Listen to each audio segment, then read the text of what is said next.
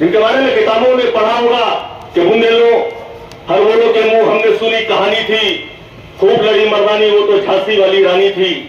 झांसी की रानी ने जब अंग्रेजों के खिलाफ लड़ाई लड़ी और उन्हें आखिर में अपना किला छोड़ना पड़ा।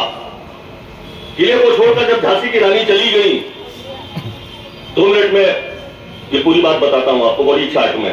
झांसी की रानी चली गई और झांसी की रानी ने जाकर किले से बाहर रहकर अपनी तैयारी शुरू की, अपने लोग इकट्ठा करने शुरू किए, लोगों से बात करना शुरू की। जब उनका लश्कर, उनके लोग उनके साथ इकट्ठा हुए तो दोबारा झांसी की रानी ने अपने किले पर हमला किया। किले के गेट पर जब झांसी की रानी पहुंची तो अपने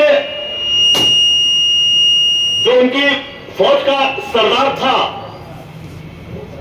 जो फौज को कमांड कर रहा था, कमांडर इन चीफ, उसका नाम मीर बख्शी सली था। वो एक मुसलमान था। झांसी की रानी का चीफ एंड कमांडर एक मुसलमान था। झांसी की रानी जब गेट पर पहुंची तो उन्होंने अपने चीफ एंड कमांडर, अपने सिपह सालार से कहा, मीर बख्शी सली तोड़ दो गेट का दरवाजा। मीर बख्शी सली सर झुकाकर खड़े हुए थे। रानी को अजीब लगा। घोड़े पे बैठी रानी ने कहा, मीर बख्शी सली तुम्हें हमारी आवाज सुनाई नहीं दी? तभी मीर बख्शी सली सर झुकाए खड़े रहे। रानी ने बड़े जोश के साथ और गुस्से में कहा कि मीर बख्शी सली तुम्हें क्या हमारी आवाज, अपनी रानी की आवाज सुनाई नहीं देती? तब मीर बख्शी सली ने रानी के सामने कहा कि रानी, मैं इस महल का दरवाजा कैसे तोड़ दूं?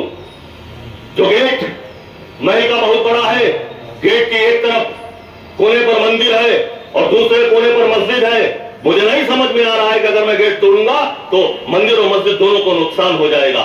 तब रानी ने मीर बख्शी सली से कहा था कि मीर बख्शी सली, जिस साइड में, जिस गेट के जिस कोने में मंदिर है उस कोने को तोड़ दो। उस वक्त मीर बख्शी सली ने अपने फौज के तमाम मुसलमान साथियों से कहा कि मुसलमान सैनिकों, तुम्हारी रानी ने तुम्हारी मस्जिद को बचाने के लिए अपने मंदिर की बलिदान दिया है, अपने मंदिर की कुर्बानी दी है। आओ हम कसम खा ले कि जब तक हमारी रगों में खून की एक बूंद रहेगी, हम रानी के सम्मान के लिए अपनी जिंदगी तौर पर लगा देंगे और रानी को जिताने का काम करेंगे। यह जज्बा था, इस जज्बे को पैदा करना होगा।